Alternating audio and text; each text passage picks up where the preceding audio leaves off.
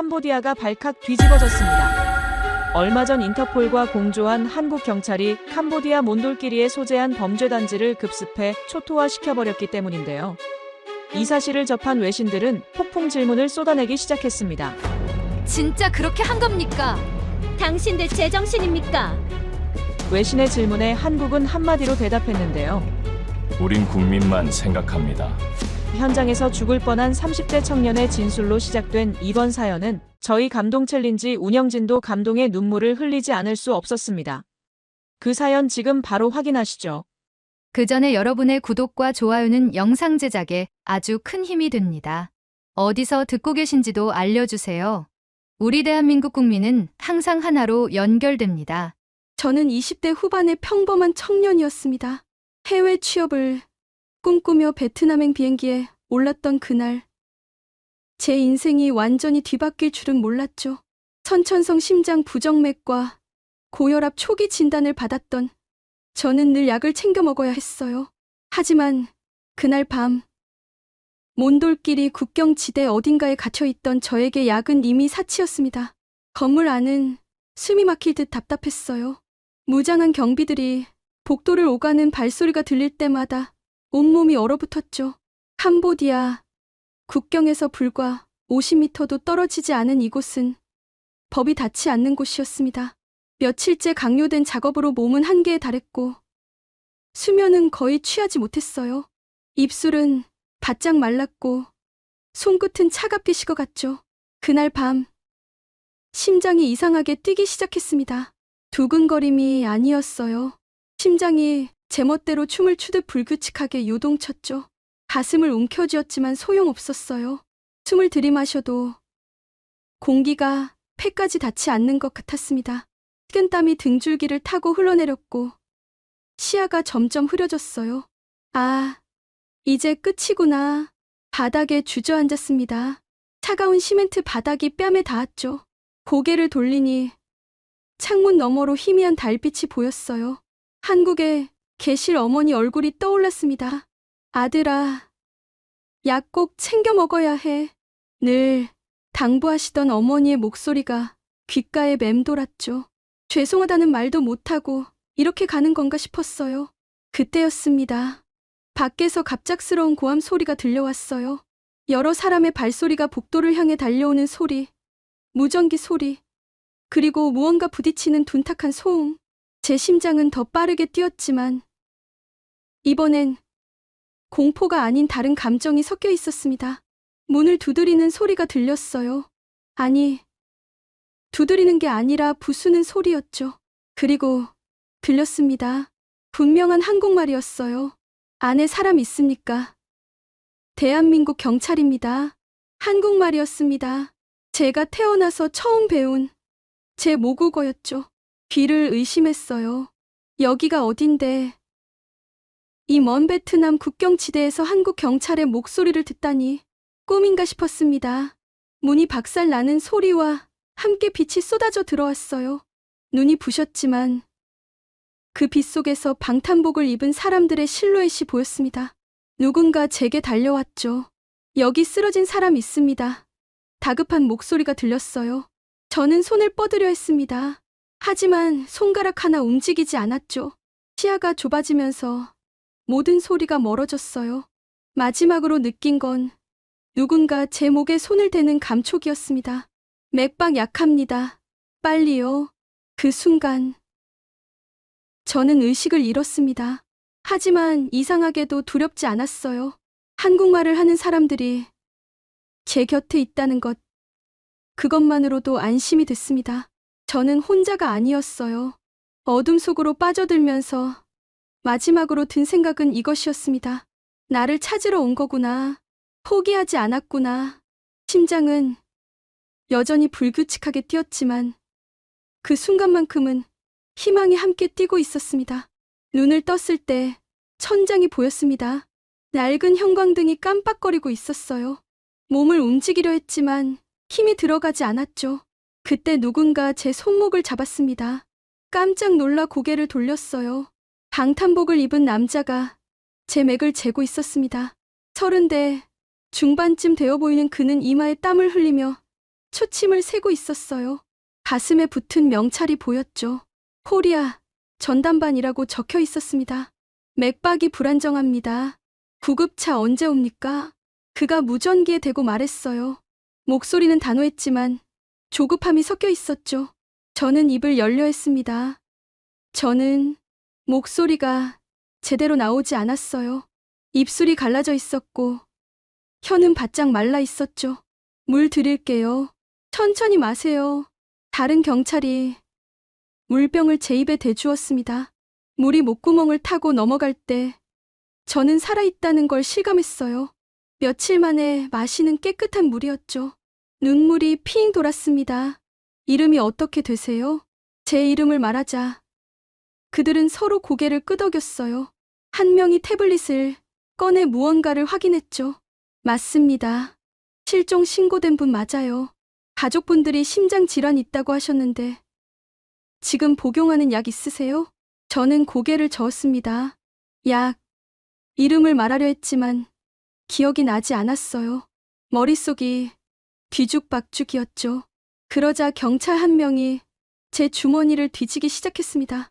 지갑을 꺼내더니 안에 든 약국 영수증을 찾아냈어요. 여기 있습니다. 고혈압약하고 부정맥 약이네요. 그들은 바로 사진을 찍어 어딘가로 전송했습니다. 저는 그 모습을 멍하니 바라봤어요. 이 사람들은 저를 신문하지 않았습니다. 어떻게 여기 왔는지, 무슨 일을 했는지 묻지 않았어요. 먼저 제 맥을 재고 물을 주고 약을 확인했죠. 바닥에 놓인 산소통에서 마스크를 꺼낸 경찰이 제 얼굴에 씌워주었습니다. 차가운 산소가 코와 입으로 들어왔어요. 숨이 조금씩 편해졌죠. 심장은 여전히 불규칙하게 뛰었지만 아까보다는 나았습니다. 구급차 10분 후 도착합니다. 무전기에서 목소리가 흘러나왔어요. 제 곁을 지키던 경찰이 안도의 한숨을 내쉬었죠. 그는 제 어깨를 가볍게 두드렸습니다. 조금만 참으세요. 곧 병원 갑니다. 그 순간 깨달았어요. 저는 검거 대상이 아니었습니다. 범죄자로 취급받는 게 아니었죠. 이 사람들은 저를 구하러 온 거였어요. 한국에서 이 먼 베트남 국경까지 저를 찾으러 온 거였습니다. 눈물이 흘러내렸어요. 참으려 했지만 멈출 수 없었죠. 경찰들은 아무 말도 하지 않았습니다. 그저 제 곁을 지키며 맥박을 확인하고 호흡을 살폈어요. 밖에서 소란스러운 소리가 들렸습니다. 여러 사람의 목소리, 삐걱거리는 바닥 소리, 무언가 끌려가는 소리. 저를 가둔 사람들이 연행되고 있는 거겠죠. 하지만 저는 그쪽을 보지 않았어요. 천장만 바라보며 산소 마스크 너머로 숨을 쉬었습니다. 가족분들한테 연락 왔어요. 무사하다고 전했습니다. 경찰이 휴대전화를 보여줬어요. 화면에는 어머니가 보낸 메시지가 떠 있었죠. 제발 우리 아들 살려주세요. 심장이 안 좋아요. 며칠 전에 보낸 메시지였습니다. 그 아래로 방금 전 답장이 보였어요. 무사히 구조했습니다. 지금 병원으로 이동 중입니다. 저는 울음을 삼켰습니다. 어머니는 포기하지 않으셨구나. 계속 저를 찾으셨구나. 그리고 이 사람들은, 이 한국 경찰들은 정말로 저를 찾아낸 거구나. 구급차 사이렌 소리가 가까워졌어요. 경찰들이 움직이기 시작했죠. 들것이 들어왔고 저는 조심스럽게 옮겨졌습니다. 몸을 움직일 때마다 온몸이 욱신거렸지만 이상하게 두렵지 않았어요. 구급차로 옮겨지면서 마지막으로 본 건 방탄복을 입은 경찰들이 제게 손을 흔드는 모습이었습니다. 힘내세요. 누군가 소리쳤어요. 저는 고개를 끄덕였죠. 구급차 문이 닫히고 사이렌이 울렸습니다. 저는 보호받고 있었어요. 한국인으로서, 한 사람의 국민으로서 보호받고 있었습니다. 범죄자가 아니라 환자로, 구조가 필요한 사람으로 대우받고 있었죠. 심장은 여전히 불안정했지만 마음만큼은 조금씩 안정을 찾아가고 있었습니다. 프놈펜 시내 병원 응급실은 혼란스러웠습니다. 형광등 불빛, 아래 여러 나라 경찰들이 모여 있었어요. 캄보디아 경찰 제복, 베트남 경찰 완장, 그리고 한국 경찰의 방탄복. 저는 침대에 누워 그들의 대화를 들었죠. 전원 조사 대상입니다. 현장에 있던 모든 사람을 확인해야 합니다. 캄보디아 경찰 한 명이 단호하게 말했어요. 그의 시선이 저를 향했습니다. 차갑고 날카로웠죠. 저는 움츠러들었어요.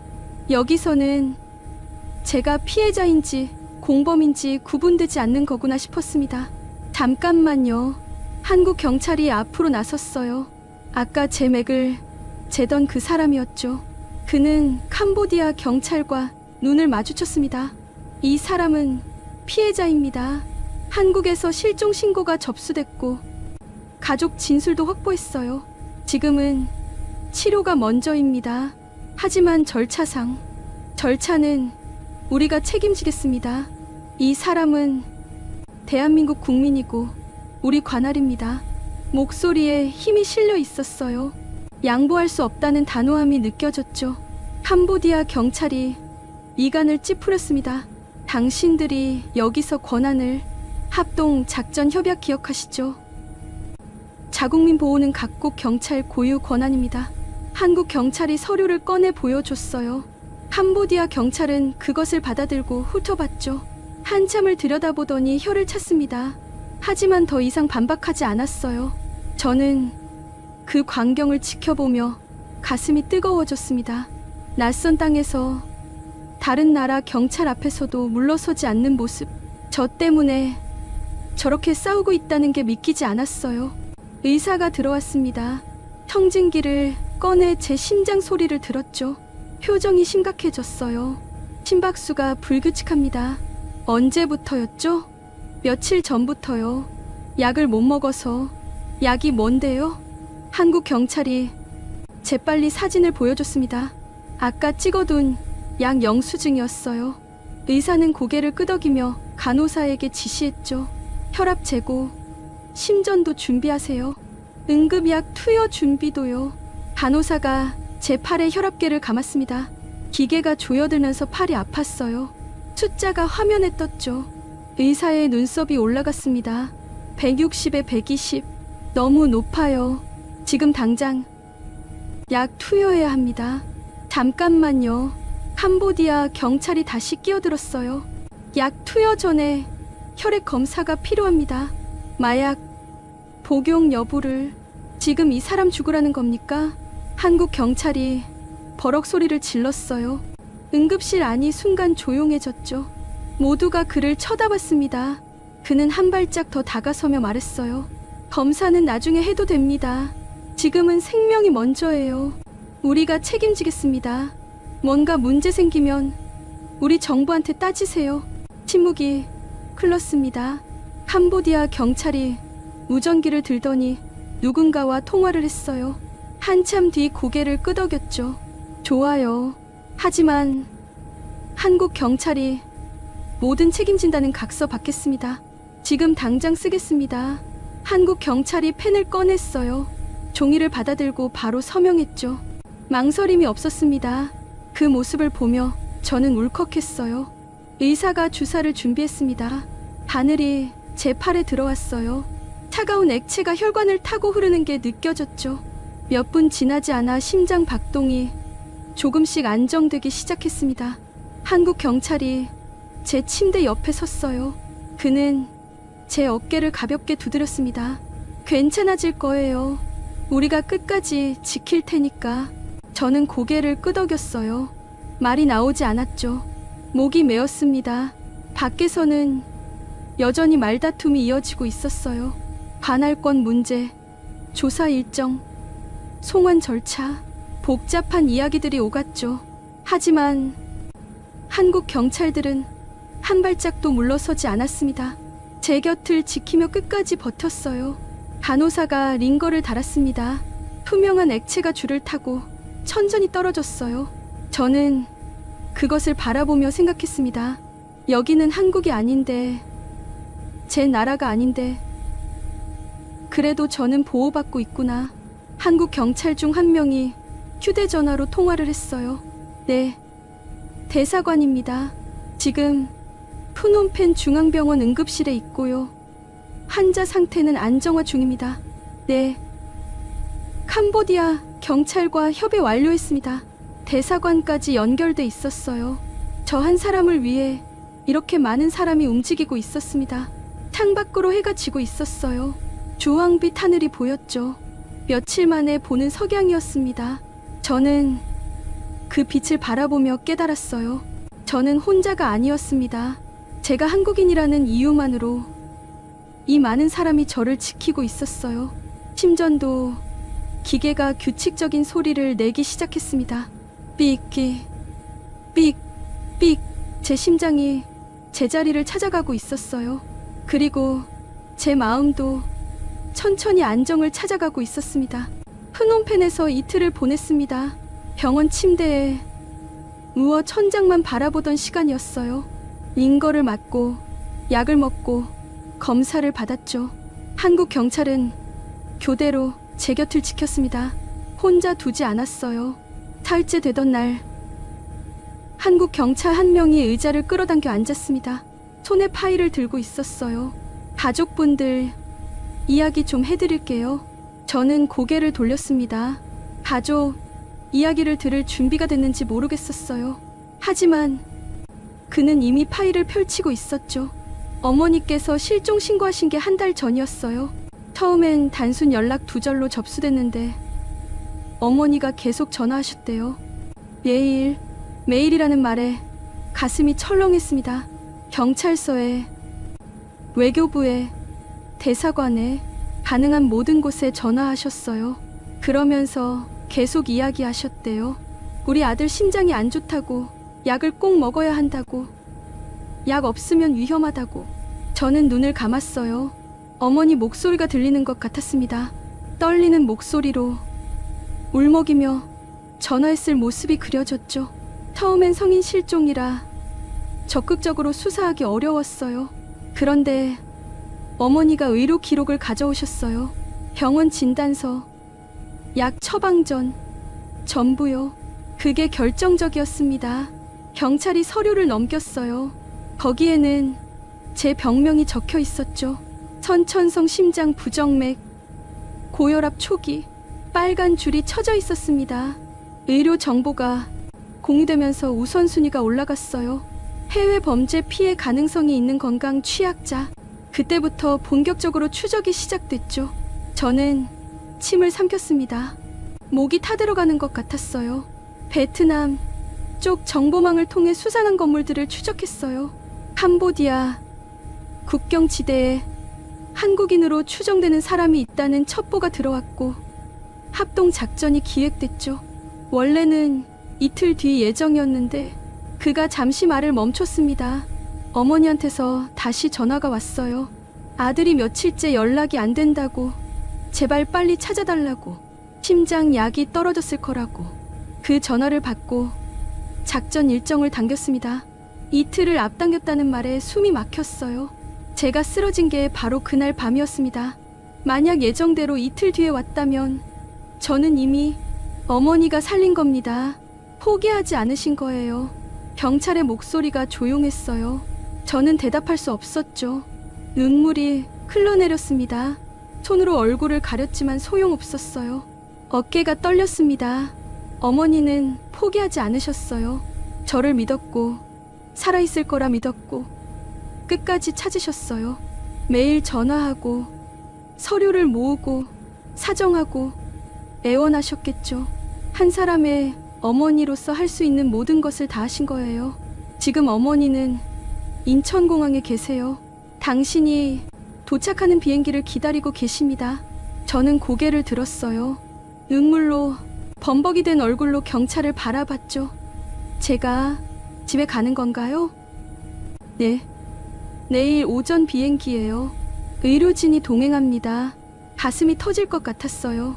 집에 간다는 게, 어머니를 본다는 게 실감이 나지 않았습니다. 며칠 전만 해도 여기서 죽는 줄 알았는데 이제 집에 간다니. 경찰이 휴대전화를 꺼냈습니다. 통화 한번 하실래요? 손을 뻗었지만 떨려서 제대로 잡지 못했어요. 경찰이 제 손에 전화를 쥐어줬죠. 화면에는 이미 번호가 눌러져 있었습니다. 통화 버튼만 누르면 됐어요. 손가락이 떨렸습니다. 버튼을 눌렀죠. 신호음이 울렸어요. 1번, 2번, 3번. 여보세요? 어머니 목소리였습니다. 며칠 만에 듣는 목소리였어요. 쉰 목소리였죠. 울어서 그런 거겠죠. 엄마, 아가야. 전화기 너머로 울음소리가 들렸어요. 어머니가 우시는 소리. 저도 울었습니다. 말이 나오지 않았어요. 그냥 울었죠. 살아있구나. 살아있어. 엄마 아들. 우리 아들. 엄마. 미안해요. 미안해요. 미안하긴. 내가 뭘 잘못했니? 살아줘서 고마워. 돌아와줘서 고마워. 저는 더 이상 말을 잇지 못했습니다. 목이 메어 소리가 나오지 않았어요. 그저 울음만 터져 나왔죠. 내일 공항에서 보자. 엄마가 기다릴게. 약도 다 준비했어. 내가 좋아하는 미역국도 끓여놨어. 그러니까 천천히 안전하게 와. 네. 네. 통화가 끊어졌습니다. 저는 전화기를 내려놓지 못하고 한참을 쥐고 있었어요. 경찰이 조심스럽게 받아갔습니다. 어머니, 대단하세요.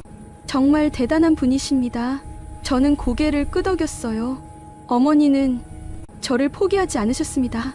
제가 살아있을 거라는 희망을 놓지 않으셨어요. 그 믿음이 저를 살린 겁니다. 창밖으로 별이 보였어요. 프놈펜 밤하늘의 별. 한국에서도 같은 별을 보고 계실까요? 어머니도 이 밤하늘을 보며 저를 기다리고 계실까요? 저는 살아야 했습니다. 어머니를 만나야 했어요. 그리고 말씀드려야 했죠. 살아 돌아와서 감사하다고. 포기하지 않아주셔서 감사하다고. 심전도 기계가 규칙적으로 소리를 냈습니다. 제 심장은 이제 살아야 할 이유를 알고 있었어요. 집으로 가야 한다는 것, 어머니를 만나야 한다는 것, 그것만으로도 뛸 이유는 충분했습니다. 인천공항에 도착했을 때 다리에 힘이 들어가지 않았습니다. 의료진이 휠체어를 준비했어요. 처음엔 거절하려 했죠. 제 발로 걷고 싶었으니까요. 하지만 2걸음도 걷지 못하고 주저앉았습니다. 천천히 하세요. 몸이 아직 회복 안 됐어요. 간호사가 부축해줬어요. 휠체어에 앉았죠. 부끄러웠지만 어쩔 수 없었습니다. 입국장 문이 열렸어요. 사람들이 보였습니다. 마중 나온 가족들, 환영 피켓, 카트를 끄는 여행객들. 그 사이에서 어머니가 보였어요. 한참을 서 계셨습니다. 목을 길게 빼고 문만 바라보고 계셨죠.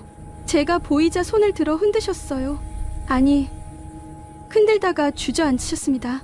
옆에 있던 사람이 부축했어요. 엄마, 소리쳤지만 목소리가 잘 나오지 않았어요. 간호사가 휠체어를 밀어줬습니다. 어머니께 다가갔죠. 가까워질수록 어머니 얼굴이 또렷해졌어요. 살이 빠지셨어요. 뺨이 푹 꺼졌고 눈 밑에는 다크서클이 깊게 패여 있었죠. 며칠 동안 제대로 주무시지 못한 게 한눈에 보였습니다. 우리 아들, 어머니가 제 얼굴을 2 손으로 감싸셨어요. 손이 차가웠습니다. 떨리고 있었죠. 저는 어머니 손을 잡았어요. 엄마, 나 왔어요. 그래, 왔구나. 정말 왔어. 어머니가 우셨습니다. 소리 없이 눈물만 흘리셨어요. 저도 울었죠. 공항 한복판에서 모자가 부둥켜 안고 울었습니다. 자, 이제 병원 가야죠. 의료진이 조심스럽게 말했어요. 어머니가 고개를 끄덕이셨습니다. 그래야지. 빨리 가자. 공항 밖에 앰뷸런스가 대기하고 있었어요. 일반 구급차가 아니라 특수 의료 차량이었습니다. 안에는 각종 장비가 갖춰져 있었죠. 이것까지 필요한 건가요? 제가 물었습니다. 의료진이 고개를 끄덕였어요. 안전하게 가야죠. 만약을 대비해서요. 앰뷸런스에 올랐습니다. 어머니도 함께 타셨어요. 문이 닫히고 차가 출발했죠. 타일에는 울리지 않았지만 빠르게 달렸습니다. 서울 시내가 창밖으로 지나갔어요. 익숙한 간판들, 빌딩들, 도로, 한 달 만에 보는 풍경이었죠. 그리워했던 거리였어요. 병원에 도착했습니다. 응급실이 아니라 별도의 입구였어요. 이미 의료진이 대기하고 있었죠. 휠체어로 옮겨져 안으로 들어갔습니다. 바로 검사실로 갑니다. 복도를 지나 엘리베이터를 탔어요. 3층 심장내과. 문이 열리자 하얀 복도가 나타났습니다. 소독약, 냄새가 났죠. 검사실에 들어갔어요. 침대에 눕자 여러 개의 선이 제 몸에 붙었습니다. 심전도, 혈압계, 산소 포화도 측정기, 기계들이 삐삐 소리를 내기 시작했어요. 의사가 들어왔습니다. 50대쯤 되어 보이는 남자였어요. 태블릿을 들고 제 차트를 확인했죠. 베트남에서 보내온 기록 봤습니다. 상태가 좋지 않네요. 많이 안 좋은가요? 일단 정밀 검사부터 해봐야죠. 심장 초음파 찍고 혈액 검사하고 엑스레이도 찍어야 합니다. 검사가 시작됐어요. 초음파 기계가 제 가슴에 댔습니다. 차가운 젤이 발라졌고 기계가 움직였죠. 모니터에 제 심장이 보였어요. 뛰고 있었습니다. 불규칙하게. 의사의 표정이 굳어졌어요. 간호사와 뭔가 이야기를 나눴죠. 목소리가 낮았습니다. 잘 들리지 않았어요. 1시간 넘게 검사를 받았습니다. 피를 뽑고 사진을 찍고 기계에 들어갔다 나왔어요. 몸은 녹초가 됐지만 마음은 더 불안했죠. 대기실로 돌아왔을 때 어머니가 기다리고 계셨어요. 의사가 우리 앞에 앉았습니다. 손에 여러 장의 사진을 들고 있었어요. 결과가 나왔습니다. 침을 삼켰어요. 어머니가 제 손을 꽉 잡으셨죠. 신부전 초기입니다. 신부전. 그 말이 귓가에 맴돌았어요.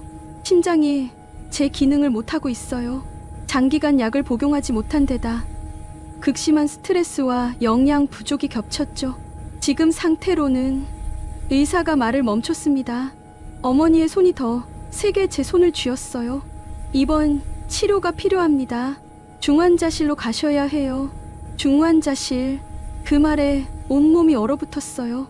살아 돌아왔는데, 집에 왔는데 다시 죽음 앞에 선 건가요? 얼마나 위험한가요? 제 목소리가 떨렸습니다. 의사가 저를 똑바로 봤어요. 솔직히 말씀드리면 위험합니다. 지금 심장이 매우 약해져 있어요. 언제 멈춰도 이상하지 않은 상태죠. 어머니가 흐느끼기 시작했어요. 저는 어머니를 봤습니다. 이렇게 힘들게 저를 찾으셨는데 이제 와서 이럴 수는 없었어요. 치료하면 나아질 수 있나요? 최선을 다하겠습니다. 하지만 보장은 못 드려요. 보장은 못한다는 말. 그 말이 가슴에 박혔어요. 곧바로 중환자실로 옮겨졌습니다. 엘리베이터를 타고 복도를 지나 이중문을 통과했어요. 중환자실 안은 조용했습니다. 기계 소리만 가득했죠. 침대에 누웠어요. 여러 개의 선이 다시 연결됐습니다. 심전도 기계가 삐삐 소리를 냈어요. 불규칙한 간격이었죠. 어머니는 유리 너머에서 저를 바라보셨어요. 안으로 들어올 수 없었습니다. 면회 시간이 정해져 있었거든요. 어머니가 손을 흔드셨어요. 저도 손을 들어 흔들었죠. 천장만 보였습니다. 하얀 천장, 형광등, 에어컨 바람구. 베트남에서 본 낡은 천장과는 달랐어요. 깨끗하고 밝았죠. 하지만 두렵기는 마찬가지였습니다. 심장이 뛰었어요. 불규칙하게, 약하게. 저는 다시 죽음 앞에 서 있었습니다. 한국 땅을 밟았지만, 집에 왔지만 끝이 아니었어요. 중환자실 첫날 밤은 길었습니다. 잠을 이룰 수 없었어요. 심전도 기계 소리가 귀에 박혔죠. 삐삐삐. 불규칙한 간격이 제 불안을 그대로 보여주는 것 같았습니다. 새벽 2시쯤 간호사가 들어왔어요. 혈압을 재고 체온을 쟀죠. 링거를 확인하고 기록지에 뭔가를 적었습니다. 잠이 안 오세요? 조용히 물었어요. 저는 고개를 끄덕였죠. 무섭죠. 처음엔 다들 그래요. 간호사가 의자를 끌어당겨 앉았습니다. 규정상 오래 머물 수는 없었을 텐데 잠시 머물러 줬어요. 여기 환자분들 다들 힘든 싸움을 하고 계세요. 하지만 포기하지 않으시더라고요. 의료진도 환자분들도. 저도 이길 수 있을까요? 이길 수 있어요. 우리가 도와드릴게요. 간호사가 미소 지었습니다. 피곤해 보이는 얼굴이었지만 따뜻한 미소였어요. 그 미소를 보며 조금 안심이 됐죠. 아침이 밝았습니다. 6시에 의료진이 들어왔어요. 의사 2명, 간호사 3명. 회진 시간이었죠. 담당 의사가 차트를 보며 말했습니다. 어젯밤 심박수 그래프 봤어요. 여전히 불안정하네요. 많이 안 좋나요? 솔직히 말씀드리면 예상보다 상태가 좋지 않아요. 약물 치료만으로는 부족할 것 같습니다. 가슴이 철렁했어요. 약물 치료로도 안 된다니. 그럼 어떻게 해야 하나요? 심장 전기, 충격 치료를 고려해야 할 것 같아요. 심장 리듬을 강제로 조율하는 거죠. 전기, 충격. 드라마에서나 봤던 그 장면이 떠올랐어요. 패드를 가슴에 대고 몸이 튀어오르는. 위험하지 않나요? 위험은 있어요. 하지만 지금 상태를 방치하는 게 더 위험합니다. 의사가 제 눈을 똑바로 봤어요. 살아서 돌아오신 게 기적입니다. 이제는 우리가 책임지겠습니다. 포기하지 마세요. 그 말에 뭉클했어요. 책임지겠다는 말, 포기하지 말라는 말. 저는 고개를 끄덕였습니다. 치료받겠습니다. 준비가 시작됐어요. 동의서에 서명하고 추가 검사를 받았죠. 어머니가 면회 오셨을 때 말씀드렸습니다. 엄마, 전기 충격 치료받기로 했어요. 어머니는 한참 아무 말도 못 하셨어요. 그러다 고개를 끄덕이셨죠. 의사 선생님들 믿어야지. 우리 아들 살려주실 거야. 치료는 다음날 오전으로 잡혔습니다. 그날 밤도 잠을 이루지 못했어요. 내일이면 제 심장에 전기가 흐를 거예요. 그게 저를 살릴지 아니면. 새벽에 간호사가 또 들어왔습니다. 어젯밤 그 간호사였어요. 내일 치료 받으신다고요? 네, 잘 될 거예요. 우리 과장님 실력 좋으세요. 이런 치료 수백 번도 넘게 하셨어요. 수백 번이요? 네, 그러니까 걱정 마세요. 선생님들 다 베테랑이세요. 조금 마음이 놓였습니다. 수백 번. 경험이 많다는 뜻이었죠. 치료 당일 아침 금식이었어요. 물도 마실 수 없었죠. 입술이 바짝 말랐습니다. 9시에 침대째 이동했어요. 치료실로 향했죠. 치료실은 생각보다 넓었습니다. 큰 기계들이 놓여 있었어요. 모니터들, 의료 장비들, 의사와 간호사 6명이 대기하고 있었죠. 긴장하셨죠? 담당 의사가 말했습니다. 네, 많이요. 마취할 거예요. 금방 끝나요. 깨어나면 심장이 제자리를 찾을 겁니다. 침대에 누웠어요. 마취과 의사가 다가왔죠. 주사기를 들고 있었습니다. 천천히 숫자 세보세요. 100부터 거꾸로. 주사가 팔에 들어왔어요. 차가운 느낌이 혈관을 타고 올라왔죠. 100, 99, 98. 숫자를 세었어요. 눈꺼풀이 무거워졌습니다. 97, 96. 의식이 흐릿해졌어요. 90. 깜깜했습니다. 눈을 떴을 때 다시 중환자실이었어요. 천장이 보였죠. 심전도 기계 소리가 들렸습니다. 삐, 삐, 피, 삐. 달랐어요. 간격이 규칙적이었습니다. 깨어나셨네요. 간호사가 다가왔어요. 웃고 있었죠. 치료 잘 됐어요. 심장 리듬 정상으로 돌아왔습니다. 정상. 그 말이 믿기지 않았어요. 손을 가슴에 댔습니다. 심장이 뛰고 있었어요. 규칙적으로, 힘차게. 눈물이 났어요. 살았구나. 정말 살았구나. 의사가 회진을 왔습니다. 좋아요. 아주 좋아요. 이제 약물 치료 병행하면서 경과 지켜보죠. 며칠 더 중환자실에 계셔야 하지만 고비는 넘겼어요. 감사합니다. 그 말밖에 할 수 없었어요. 의사가 제 어깨를 두드렸습니다. 우리 일이에요. 환자분이 포기하지 않으신 덕분이기도 하고요. 어머니가 면회 오셨을 때 저는 웃으며 말씀드렸습니다. 엄마, 나 이제 괜찮대요. 어머니가 유리에 손을 댔어요. 저도 손을 들어 어머니 손에 맞췄죠. 유리 하나를 사이에 두고 우리는 손을 맞댔습니다. 우리 아들 잘 견뎠어. 정말 잘했어. 밤이 됐어요. 중환자실은 조용했습니다. 하지만 이제는 두렵지 않았어요. 심전도 기계 소리가 규칙적으로 울렸죠. 제 심장이 살아있다는 증거였습니다. 의료진은 포기하지 않았어요. 저를 책임졌죠. 베트남 국경에서 쓰러진 저를 한국까지 데려와 살렸습니다. 그리고 계속 싸워줬어요. 저도 포기하지 않았어요. 어머니도, 저를 찾은 경찰들도, 저를 치유한 의료진도 모두가 포기하지 않았기에 저는 지금 여기 살아 있었습니다. 중환자실에서 일주일을 보냈습니다. 매일 아침 회진이 있었고 3시간마다 혈압을 쟀어요. 약을 먹고 링거를 맞고 검사를 받았죠. 조금씩 나아지고 있었습니다. 열흘째 되던 날 의사가 말했어요. 일반 병실로 옮기겠습니다. 정말요? 네. 심장 상태가 많이 안정됐어요. 이제 중환자실에 계실 필요는 없어요. 가슴이 뛰었습니다. 규칙적으로, 힘차게 일반 병실로 간다는 건 위기를 넘겼다는 뜻이었죠. 오후에 옮겨졌어요. 침대째 복도를 지나 엘리베이터를 탔습니다. 5층 일반 병동. 문이 열리자 복도가 보였어요. 창문이 있었죠. 햇빛이 들어왔습니다. 며칠 만에 보는 햇빛이었어요. 눈이 부셨지만 기분이 좋았죠. 살아있다는 느낌이 들었습니다. 병실은 4인실이었어요.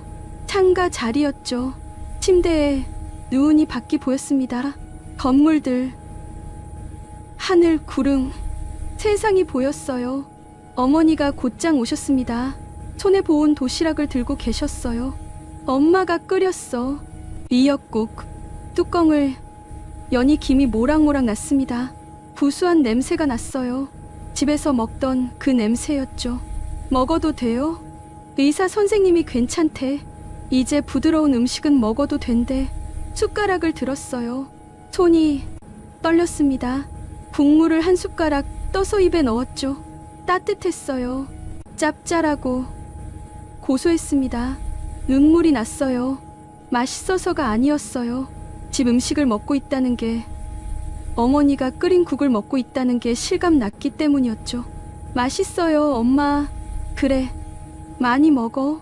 살 좀 쪄야 해. 한 그릇을 다 비웠습니다. 배가 따뜻해졌어요. 몸에 힘이 도는 것 같았죠. 다음 날부터 재활이 시작됐어요. 물리치료사가 왔습니다. 침대에만 계시면 근육이 약해져요. 조금씩 움직여야 합니다. 침대에서 일어나 앉는 것부터 시작했어요. 어지러웠지만 참았죠. 발을 바닥에 내렸습니다. 차가운 바닥이 발바닥에 닿았어요. 천천히 일어서 보세요. 물리치료사가 부축했습니다. 힘을 주어 일어섰어요. 다리가 후들거렸죠. 하지만 섰습니다. 제 발로 섰어요. 좋아요. 이제 한 발짝 떼볼까요? 한 발을 앞으로 내디뎠습니다. 휘청거렸지만 넘어지지 않았어요. 다시 한 발. 그렇게 서너 걸음을 걸었죠. 잘하셨어요. 첫날 치곤 아주 좋아요. 땀이 났습니다. 숨이 찼어요. 하지만 기분은 좋았죠. 걷고 있었으니까요. 매일 조금씩 늘려갔어요. 5걸음, 10걸음, 20걸음. 일주일 뒤에는 복도를 한 바퀴 돌 수 있었습니다. 혼자서요. 복도를 걸으며 창밖을 봤어요. 서울 하늘이 보였습니다. 구름이 천천히 흘러갔죠. 살아있다는 게 새삼 신기했어요. 어느 날 오후 담당 의사가 회진을 왔습니다. 차트를 보더니 고개를 끄덕였어요. 많이 좋아지셨네요. 심장 기능도 회복되고 있고요. 퇴원할 수 있나요? 조금 더 지켜봐야죠. 하지만 곧 가능할 겁니다. 얼마나요? 일주일 정도? 그때쯤이면 괜찮을 것 같아요. 일주일. 그것만 참으면 집에 갈 수 있었어요. 퇴원하신 뒤에도 관리는 계속하셔야 해요. 약은 평생 드셔야 하고요. 평생이요? 네. 심장 질환은 완치 개념이 아니에요. 관리하며 사는 거죠. 평생이라는 말이 무겁게 다가왔어요. 하지만 받아들였습니다. 살 수 있다면, 관리하며 살 수 있다면 그걸로 충분했어요. 이제 관리만 잘하면 됩니다. 정기적으로 병원 오시고 약 잘 챙겨 드시고 무리하지 마세요. 네, 그렇게 할게요. 의사가 제 어깨를 두드렸습니다. 잘 견뎌내셨어요. 정말 대단하십니다. 의사가 나간 뒤 저는 창밖을 바라봤어요.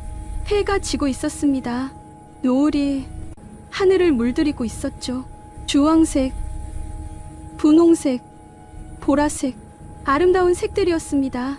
며칠 전만 해도 이 노을을 다시 볼 수 있을지 몰랐어요. 베트남 국경 그 건물에서, 중환자실에서 저는 죽음을 생각했죠. 하지만 지금 저는 살아서 이 노을을 보고 있었습니다. 어머니가 저녁 면회를 오셨어요. 손에 또 도시락을 들고 계셨죠. 오늘은 소고기 미역국이야. 기운 좀 내라고. 함께 저녁을 먹었습니다. 창밖으로 노을이 보였어요. 어머니도 노을을 보셨죠. 예쁘다. 어머니가 중얼거리셨어요. 엄마, 응? 살아서 이렇게 같이 있는 게 꿈 같아요. 어머니가 제 손을 잡으셨습니다. 따뜻한 손이었어요. 꿈이 아니야. 현실이야. 우리 아들 살아 돌아왔어. 손을 꽉 잡았습니다. 어머니 손, 제 손. 우리는 살아 있었어요. 일주일 뒤 퇴원 날이 왔습니다. 짐을 쌌어요. 많지 않았죠. 며칠치 옷가지랑 세면도구뿐이었습니다. 퇴원 수속을 마치고 병원 로비로 나왔어요. 자동문이 열렸습니다. 바깥 공기가 들어왔죠. 시원했어요. 차에 탔습니다. 어머니가 운전대를 잡으셨어요. 시동을 걸었죠. 집 가자. 네, 엄마. 차가 출발했습니다. 병원이 멀어졌어요. 거울로 보니 점점 작아지더니 사라졌죠. 집으로 가는 길. 창밖으로 서울 거리가 지나갔습니다. 익숙한 풍경들이었어요. 돌아왔구나. 정말 집에 가는구나. 심장이 뛰었습니다. 규칙적으로, 힘차게 다시 뛰는 심장. 살아있는 심장이었습니다. 집에 도착했을 때 현관문 앞에서 한참을 섰습니다. 익숙한 문패가 보였어요. 오래된 현관, 신발장, 벽에 붙은 가족 사진. 한 달 전에 봤던 그 풍경이었죠. 들어가자. 어머니가 문을 여셨습니다. 신발을 벗고 안으로 들어갔어요. 집 냄새가 났습니다. 우리 집 냄새였죠. 거실 소파에 앉았어요. 푹 쉬냈습니다. 병원 침대와는 달랐어요. 창밖으로 익숙한 골목이 보였죠. 아이들이 뛰어노는 소리가 들렸습니다. 잠깐만. 어머니가 방으로 들어가셨어요. 곧 상자 하나를 들고 나오셨죠. 낡은 상자였습니다. 이거, 상자를 연히 서류들이 들어있었어요. 실종신고 접수증, 대사관 왕래 기록, 병원 진단서 사본. 어머니가 모아두신 거였죠. 매일 들고 다녔어. 경찰서 갈 때도, 외교부 갈 때도 서류를 한 장, 한 장 넘겨봤습니다. 날짜가 찍혀 있었어요. 제가 실종된 다음 날부터 시작됐죠. 끊임없이 이어진 기록들이었습니다. 엄마, 괜찮아. 다 끝났잖아. 어머니가 상자를 덮으셨어요. 하지만 저는 알 수 있었습니다. 어머니가 얼마나 힘드셨을지. 저녁을 먹었어요. 집밥이었습니다. 된장찌개, 김치, 계란말이. 평범한 반찬들이었지만 너무 맛있었어요. 한 그릇, 두 그릇을 비웠죠. 많이 먹네. 맛있어요. 다행이다. 입맛이 돌아왔구나. 밤이 됐습니다. 제 방으로 들어갔어요. 침대, 책상, 옷장, 모든 게 그대로였습니다. 제가 떠나던 날 그대로였죠. 침대에 누웠어요. 천장을 바라봤습니다. 형광등 스티커가 붙어 있었어요. 어렸을 때 붙인 거였죠. 아직도 그대로였습니다. 눈을 감았어요. 그동안의 일들이 스쳐 지나갔습니다.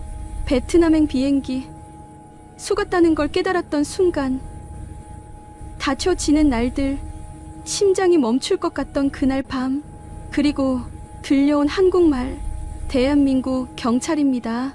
문이 부서지며 들어온 빛, 제 맥을 재던 손, 산소 마스크, 구급차, 프놈펜 병원에서 저를 지켜준 경찰들, 인천공항에서 우시던 어머니, 중환자실의 긴 밤들, 그리고 포기하지 않았던 사람들, 어머니, 경찰, 의사, 간호사, 모두가 저를 포기하지 않았어요. 캄보디아에서 쓰러졌을 때 저는 혼자였습니다. 아무도 없는 그곳에서 죽는 줄 알았죠.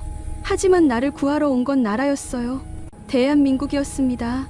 예정보다 이틀 앞당겨진 작전, 국경을 넘어 들어온 합동팀, 저를 범죄자가 아닌 환자로 대한 사람들, 외국 땅에서도 물러서지 않고 저를 지켜준 경찰들, 그리고 저를 살린 건 의료진이었어요. 중환자실에서 밤새 저를 지켜본 의료진, 전기 충격 치료로 제 심장을 되살린 의사, 우리가 책임지겠습니다라고 말했던 그 사람들. 한 달 전만 해도 저는 평범한 청년이었습니다. 해외 취업을 꿈꾸던 특별할 것 없는 사람이었죠.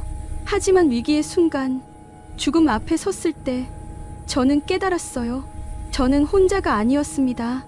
한국인이라는 이유만으로, 대한민국 국민이라는 이유만으로 이 많은 사람이 저를 포기하지 않았어요.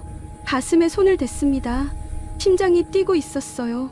규칙적으로, 힘차게. 이 심장은 제 것만이 아니었습니다. 저를 살린 모든 사람의 마음이 함께 뛰고 있었어요. 이제 저는 말할 수 있습니다. 확신을 가지고 말할 수 있어요. 한국인으로 태어난 게 내 인생 최고의 행운이었다고. 이 나라는 국경 밖에서도 자국민을 포기하지 않았습니다. 위기에 처한 한 사람을 위해 작전을 앞당겼고, 외국 경찰과 맞서 싸웠고, 끝까지 책임졌어요. 이 나라의 의료진은 죽어가던 심장을 되살렸습니다. 중환자실에서 밤을 새우며 저를 지켰고, 포기하지 마세요라고 말했죠. 저는 살아 돌아왔습니다. 그리고 이제 살아갈 겁니다. 이 심장을 가지고, 다시 뛰는 이 심장을 가지고요. 매일 아침 약을 먹을 때마다 기억할 겁니다. 저를 살린 사람들을, 포기하지 않았던 그 마음들을. 창밖으로 별이 보였어요. 서울 하늘의 별이었습니다. 베트남에서 본 별과 같은 별이었지만 느낌은 달랐어요. 이곳은 제가 속한 곳이었으니까요. 어머니가 문을 두드렸습니다. 자니? 아니요. 앉아요. 약 먹었어? 네, 먹었어요. 그래, 잘 자. 엄마. 응? 사랑해요. 잠시 침묵이 흘렀어요. 그러다 어머니 목소리가 들렸습니다. 약간 떨리는 목소리였죠. 나도 사랑해, 아들아. 발소리가 멀어졌어요. 저는 미소 지었습니다. 내일도 해가 뜰 겁니다. 제 심장은 계속 뛸 거예요. 저는 살아갈 겁니다. 한국인으로서, 이 나라가 살린 사람으로서 당당하게 살아갈 거예요. 여러분은 언제 한국이 따뜻하다고 느끼셨나요? 언제 이 나라가 자랑스러웠나요? 저는 죽음 앞에서 느꼈습니다. 국경 너머에서 들려온 한국말, 저를 포기하지 않은 사람들, 끝까지 책임진 의료진, 그 모든 순간이 제게 한국이었어요. 이 이야기가 여러분 마음에 닿았다면 구독과 좋아요 부탁드립니다. 그리고 댓글로 여러분의 이야기도 들려주세요. 저는 오늘도 살아있습니다. 다시 뛰는 심장과 함께요.